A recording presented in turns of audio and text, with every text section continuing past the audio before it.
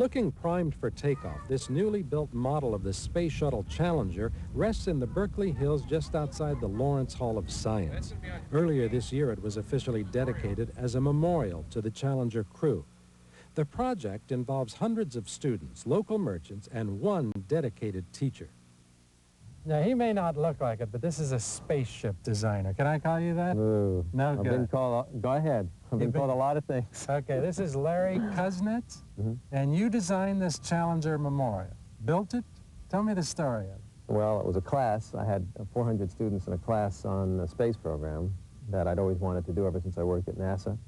And we were just generally discussing everything that anybody ever wanted to know about the space program when the Challenger accident happened.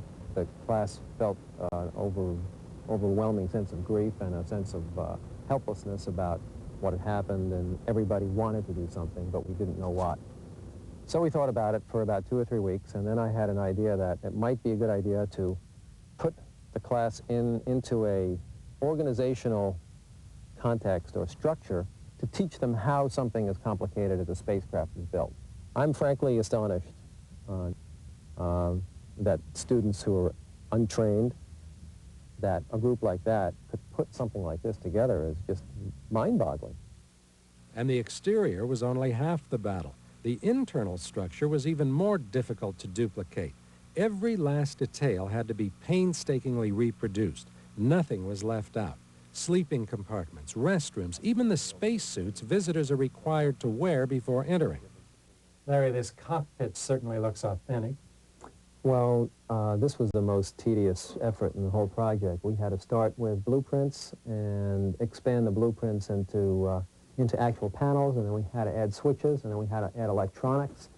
There are lots of little things that probably very few people ever know took the level of effort that it did to make it look the way it really looked. It seems real down to the last switch, even to former astronaut Loren Acton, who took his first tour of the model tonight. Unbelievable, and to think that it was done for practically nothing. You know, and these things usually cost millions of dollars. It's truly impressive. Sitting high atop the Berkeley Hills behind the Hall of Science, it's a memorial to the 7 Challenger astronauts. This is a fantastic way to fulfill the mission of that flight, which was teaching children about the wonders of science, and that's what we want, and that's what we think it can do. A quiet ceremony today featured one of Christy McAuliffe's best friends from high school. I mourn the loss of my friend. It still hurts. But your work has made it easier and has given me a place to work through so much of it. Student volunteers did most of the work using original blueprints. There's a typical space meal, even an authentic space toy. Glad to see that it's up. It makes me want to go up. I wonder what it would be like to really go up. The Science Hall is studying the memorial's potential as a teaching tool, but there's no doubt about the feeling. This is what it must be like to fly into space. In Berkeley, Kim Peterson, News Center 4.